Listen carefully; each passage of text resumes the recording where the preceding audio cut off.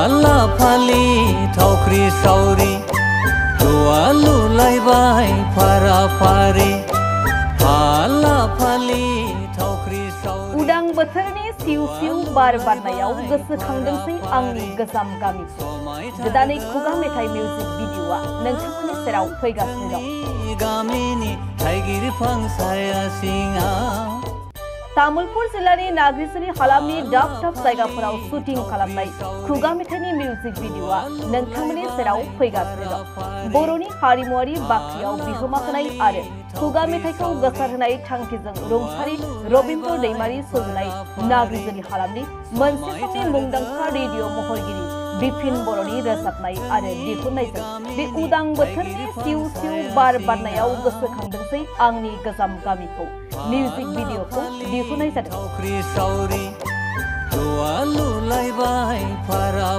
फैगौ 6 एप्रिल खालि बिपिन बर' official YouTube चेनेलाव बे खुगा मेथाइ मिउजिक भिडिअखौ हगारनाय जागोन होनना मिथिहोयो।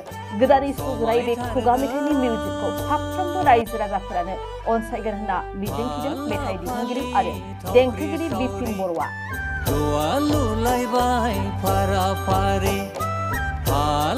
मख'नो नांगोन दि उदां बोथोरनि सिउ सिउ बार बारनायाव गोसोखांनोसै आंनि गोजाम गामिखौ गोदान खुगा मेथाइ मिउजिक भिडिअखौ सुजुदों अनसु सिना स्वर्गियारिया फावखुंगुर महरै बिपिन बर' आरो धनन्जय बर'।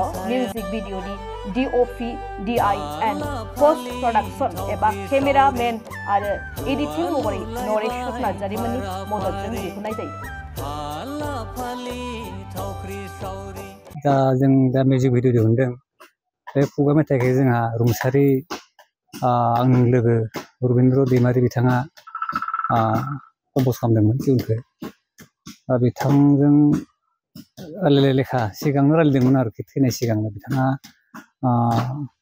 नाथाय खालामनो हायै सिगांनो अबथिरा जिउ गोमालांबाय। बेनिखायनो दा आं बिथांनि साननायखौ जाफुंहोनो हानाय बायदियै बे मिउजिक भिडिअखौ खालामनाय जादों आरो बिथांनिनो देंखो होनायमोन। मेथाइआ खुगा मेथाइआ जाहैबाय गोदोनि खोथाखौ लानानै लिरनाय जादों। खुगा मेथाइआथ' बिदिनोखा जेनेबा उदां बोथोरनि बार सिउ सिउ बारनायाव गोसोखांदोंसै आं आंनि गारबोनाय गोजाम गामिखौ। आंनि गोजाम गामिया डिमापुर रायजोआवमोन बिदि आरो मेथाइआ। आं गावनो खननाय जाहैबाय।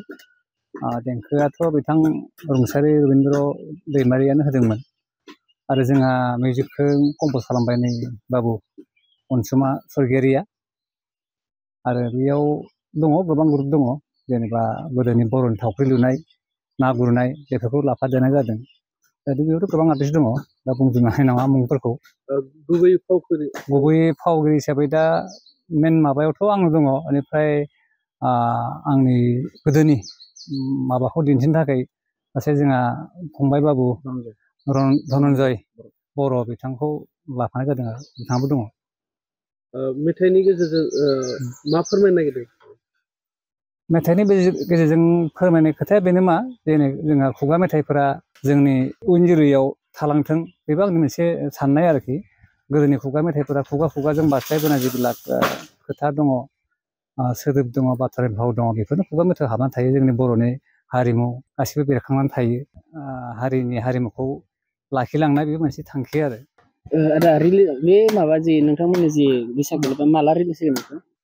जों बे भिडिअखौ थारमाने फैगौ एप्रिलनि 6 खालार खालि रिलिज होगोन होननानै सानथारबाय आरो बेखौ जोंनि बिपिन बर' अफिसियेल इउटुब चेनेलाव नोंथांमोना नायनो हागोन। दा रायजोफोरखौ मेथाइखौ अनसायगोन होननानै आं आसा खालामबाय। मिउजिक भिडिअ बेखौ माब्ला हगारनाय जागोन आरो मा खालाम रायजो राजाफोरखौ नोंथाङा मा खालामनो सानो? दा बे आं मिउजिक भिडिअखौ फैगौ एप्रिलनि 6 खालाराव हगारगोन आरो नोंथांमोना बेखौ आंनि बे बिपिन बर' अफिसियेल इउटुब चेनेलाव नोंथांमोना नायनो हागोन आरो नोंथांमोना अननानै बे आंनि चेनेलखौ गोदान चेनेलखौ साबस्क्राइब खालामगोन होननानै आं आसा खालामो आरो नोंथांमोना इयुनाव आं बिदिनो मिउजिक भिडिअफोरखौ लाबोबाय थागोन होननानै